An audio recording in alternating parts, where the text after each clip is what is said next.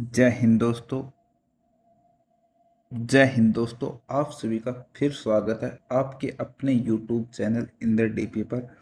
और आशा करता हूँ आपकी अच्छी तैयारी चल रही होगी। दिल्ली पुलिस ड्राइवर की जो भी बच्चे तैयारी कर रहे हैं उनकी अच्छी तैयारी चल रही होगी। तो अपना जो कंटिन्यूटी जो सेट हमने बना रखा है वो सेट नंबर 3 आज जो 10 नंबर का 10 क्वेश्चन का जो सेट है वो करने जा रहे हैं। ठीक है, ये 10 क्वेश्चन क्यों इम्पोर्टेंट है? अगर आपको ये 10 क्वेश्चन नहीं आ रहे हैं जो मैं करा रहा हूँ रोज़ सीरीज में, आपका स्कोर कम आ रहा है, 6 या 5 आ रहा है, तो ये बहुत ही गंभीर विषय है।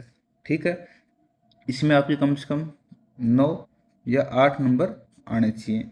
ठीक है, तभी ही आप इसके अंदर 40+ स्कोर जो है ड्राइवर पार्ट में 40-50 में से कर पाओगे। ठीक है, तो कंटिन्यू जो अपनी कंटिन्यूटी है वो बनाए रखिए जो तैयारी के अंदर है।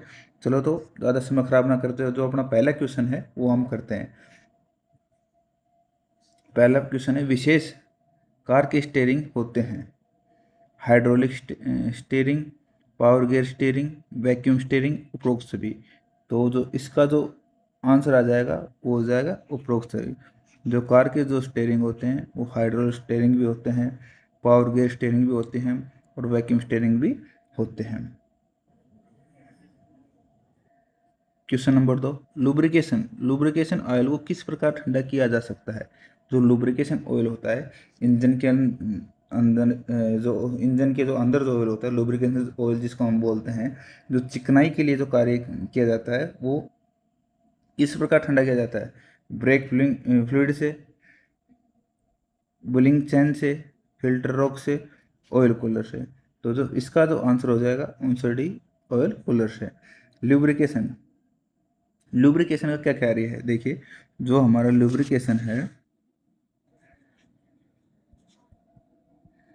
लुब्रिकेशन इसका क्या कार्य है? ये हमारे इंजन को, इसकी लिख लीजिए, ये हमारे इंजन के इंजन के जितने भी घर्षण वाले पार्ट हैं, घर्षण वाले पार्ट हैं, उनको उनको आपस में घर्षण से बचाता है। जो हमारा जो लुब्रिकेशन होता है ये। ठीक है, इंजन में जो लुब्रिकेशन ऑयल होता है वो 15W40 जो इंजन ऑयल होता है वो डलता है। और जो ऑयल होते हैं जो गाड़ी में आमतौर पर प्रयोग किए जाते हैं, जो ऑयल होते हैं .3 और .4 किससे संबंधित है? ये है ब्रेक ऑयल। ठीक है, किस नंबर 3, डीजल इंजन 4 स्ट्रोक वाले में से चारों स्ट्रोक का क्रम क्या होता है? जो हमारा जो डीजल इंजन होता है जिसमें 4 स्ट्रोक होते हैं, जो जलने का क्रम होता है वो क्या होता है? Compression, power, exhaust, intake, intake, compression, power, exhaust, power, compression, intake, exhaust, exhaust, compression, power और इनटेक। तो इसका आंसर हो जाएगा आंसर बी। पहले होगा इनटेक, हवा अंदर जाएगी, कंप्रेशन दाब बढ़ाएंगे, और पावर और एग्जॉस्ट। ठीक है, देखिए, किस सबसे पहले जो इंजन चलता है वो इसके लिख दिए S, C, P और E। एस का मतलब करिए इनटेक या सक्शन। ठीक है, सक्शन इसका मतलब होता है सिलेंडर के अंदर हवा अंदर हवा अंदर आती है। ठीक है, इसके बाद होगा कंप्रेशन। इस स्ट्रोक में कंप्रेशन में जो कंप्रेशन में क्या होगा? हवा और ईंधन हवा और ईंधन के मिश्रण को दबाया जाता है। मिश्रण को दबाना। फिर आ जाएगा पावर स्ट्रोक। इसमें क्या होगा? इसको लिखिए पावर। ईंधन को जलाया जाता है। ठीक है। और इसके बाद आता है एग्जॉस्ट। एग्जॉस्ट स्ट्रोक, इसमें जो जला हुआ ईंधन है, जला हुआ ईंधन को बाहर निकाल दिया जाता है।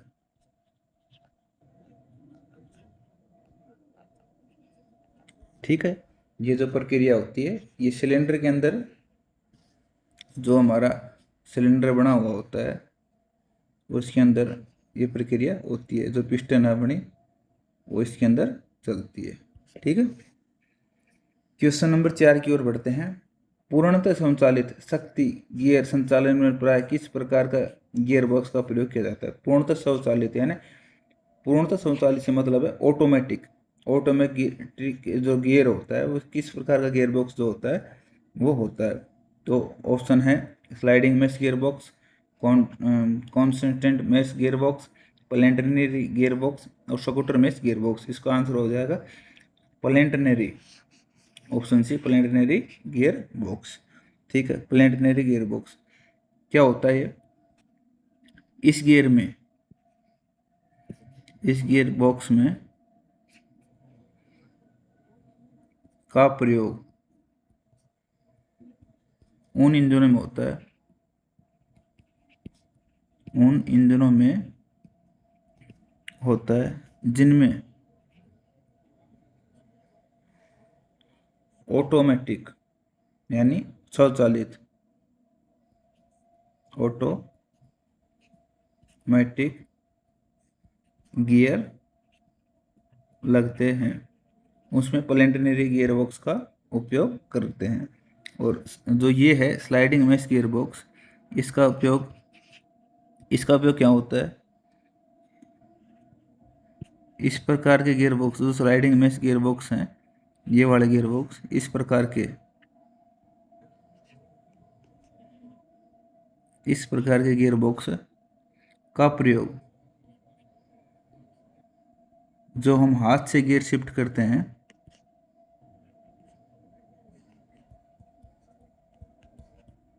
जो हाथ से गियर लगाते हैं उनमें करते हैं। उसमें क्या? Sliding mesh gear box. फिर हमारा आ जाता है इसके अंदर, ये देखिए सिंक्रोमेश एक होता है, लिख लीजिए synchromesh gear box, synchromesh gear box. इसमें क्या होता है? इनमें दोनों में, दोनों, इन दोनों दोनों और दांते बने होते हैं इसमें, इस गियर में दोनों और दांते बने बने होते हैं। ठीक है।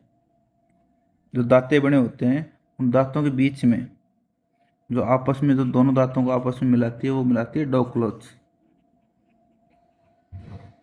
डॉक्लोज देखिए किस प्रकार, जैसे ये हमारा एक गियर है, ठीक है, इसमें दांते बने हुए हैं। एक गियर ये होगा और एक गियर हमारा ये है जिसमें दोनों दांते बने हुए हैं। तो इनको, दोनों गियरों को, ये गियर हैं, दोनों गियरों को तो मिलाती है वो हमारी डॉग क्लच मिलाती है।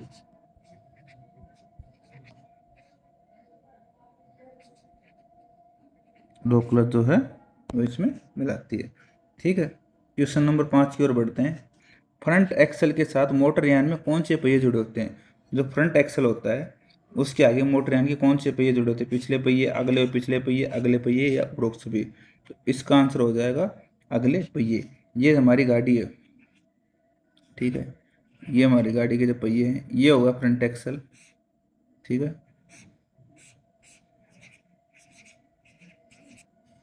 और ये होगा रियर एक्सल, जो पीछे के पहिए जुड़े होते हैं। ये कौन सा होगा? Rear axle. और ये हो जाएगा front axle.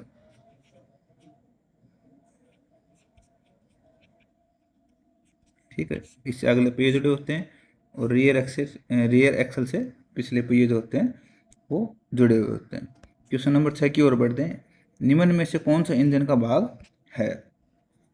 Cylinder, piston, flywheel, उपरोक्त सभी। तो उपरोक्त सभी इसका आंसर हो जाएगा। सिलेंडर का क्या क्या कार्य है? ये इंजन के अंदर लगे होते हैं, ठीक है, जिनमें पिस्टन चलता है। पिस्टन चलता है। सिलेंडर इस प्रकार का बना हुआ होता है, ठीक है, जिसके अंदर ये पिस्टन चलता है, ठीक है। फिर आ गया पिस्टन। पिस्टन ये होगा पिस्टन, ठीक है। पिस्टन में 3 रिंग होती हैं। तो पिस्टन हमारा ये सिलेंडर के अंदर चलता है, सिलेंडर के अंदर चलता है, और महत्वपूर्ण है, किससे जुड़ा होता है? किससे जुड़ा होता है? कनेक्टिंग रोड से जुड़ा होता है, ठीक है।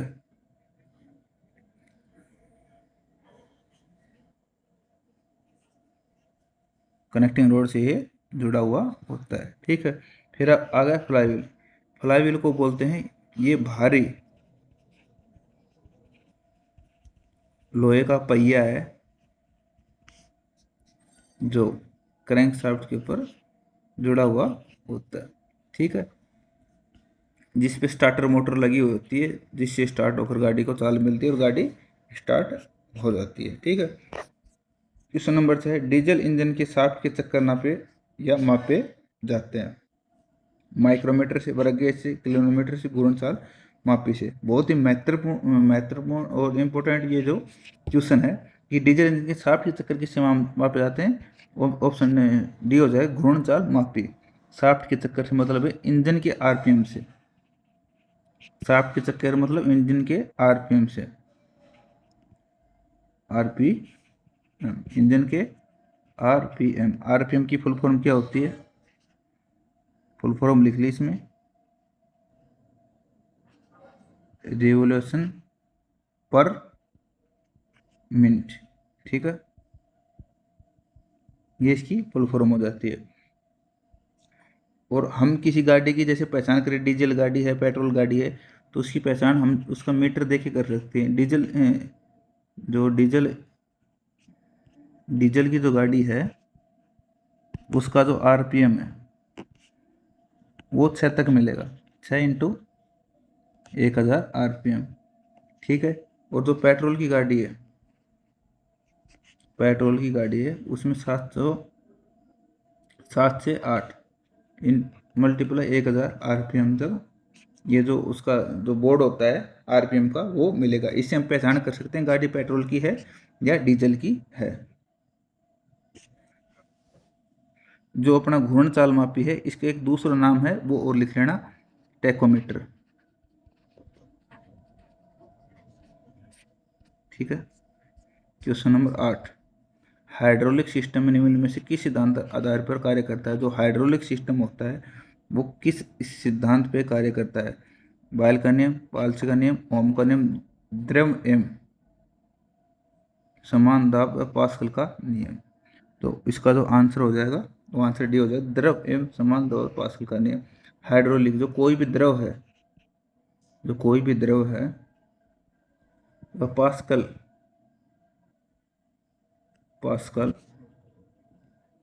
के नियम पर कार्य करता है।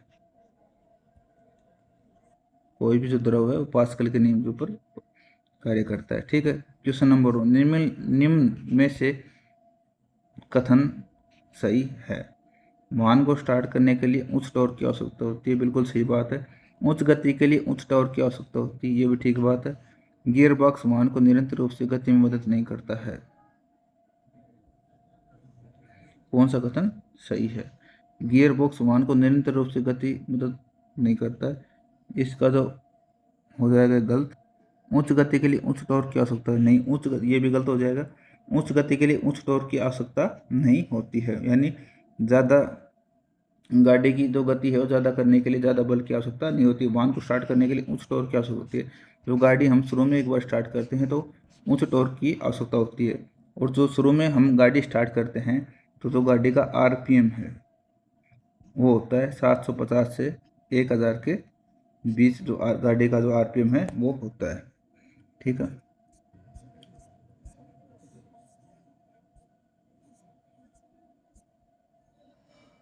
और क्वेश्चन नंबर जो 10 है, क्वेश्चन नंबर 10 वो आपके लिए है, जो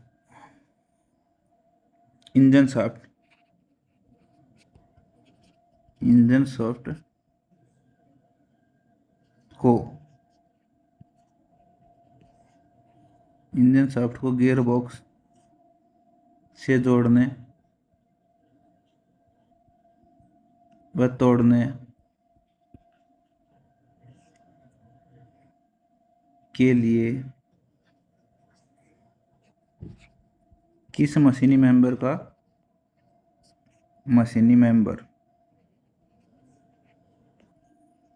का इस्तेमाल किया जाता है?